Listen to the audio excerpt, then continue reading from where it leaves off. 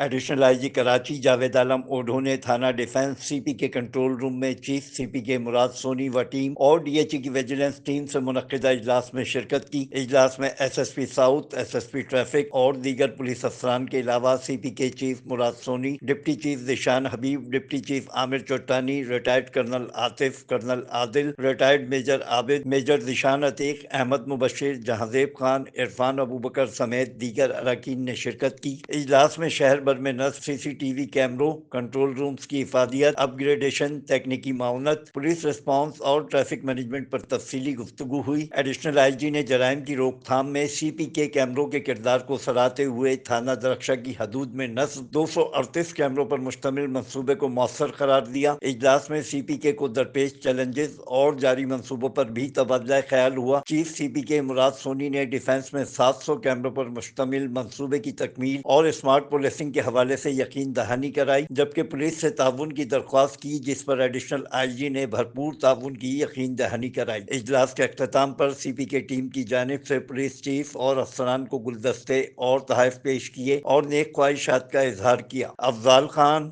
C110 news, Karachi.